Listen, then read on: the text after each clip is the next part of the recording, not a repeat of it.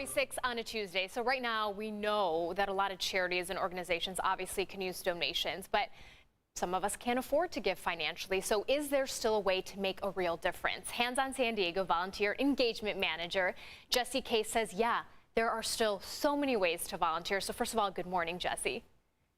Hi, good morning, Jenny. Thank you so much for having me. Of course, I mean, you're talking about such an important thing, so we're lucky to have you. First of all, tell us about the organization itself.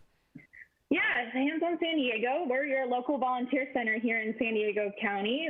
We're your resource for all things volunteering. We connect with local nonprofit organizations and to bring them onto an online calendar where anyone can search and find opportunities that fit their schedule, where they live in the county, the age of their children.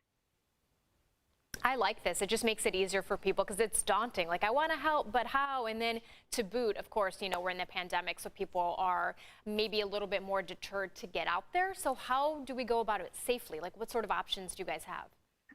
Yeah, I would first recommend assessing your own risk level. So checking in on the county guidelines. Maybe if you're over the age of 65, you would want to stick to volunteering from home, which is definitely an option.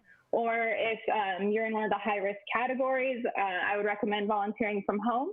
If you do feel comfortable enough to volunteer in person, you can also consider whether you're willing to volunteer in a project that takes place indoors, or maybe you want to stick to something outside. Most of our projects right now are taking place outside.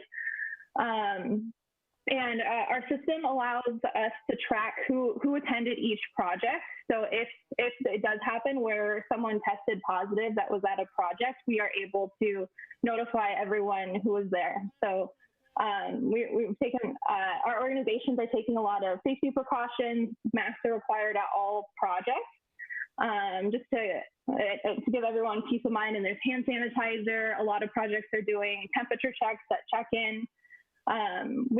Everyone really cares about making this a safe experience for volunteers, and volunteers are just so needed right now. They're providing some really essential services. Yeah, you guys are doing everything it takes to keep everyone safe and to be able to volunteer. We were just showing a ton of video, people helping deliver gifts and turkeys and digging in the dirt there. What are specifically some things that people can volunteer for just to kind of stimulate their imagination? Like, oh my gosh, I would love to do that. I couldn't hear that last question. I'm sorry. What are some ways that people can volunteer specifically? We were just showing video of people, you know, packing up gifts, turkeys, digging in the dirt. What are the specific volunteer options? Yeah. Just to stimulate their ideas. So there are in-person opportunities. A lot are food relief or hunger relief related. So you might be putting boxes of food into people's cars. You might be, there's a project with the Lucky Duck Foundation where you are sorting meals that are then going to be distributed through different homeless services agencies out into the community to individuals living on the streets. There's also they also have an opportunity where you're actually distributing the meals to people living in downtown. There's also virtual opportunities.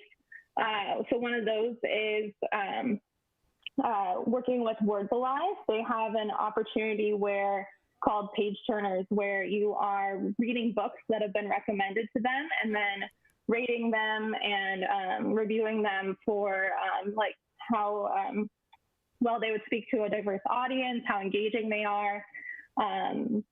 So any like book lover would really be a good fit for that one. And then there's also ways that you can give back by donating items. A lot of those offer contactless drop-off options. If you're dropping off like hygiene kits for Annie Helen's charity service, that helps distribute those to the homeless as well. I love it. So many good options. And I think a lot of us are looking for a bit of a purpose or a way to give back during this pandemic. Keep the good karma coming. So handsonsandiego.org/calendar. Jessie, thank you so much.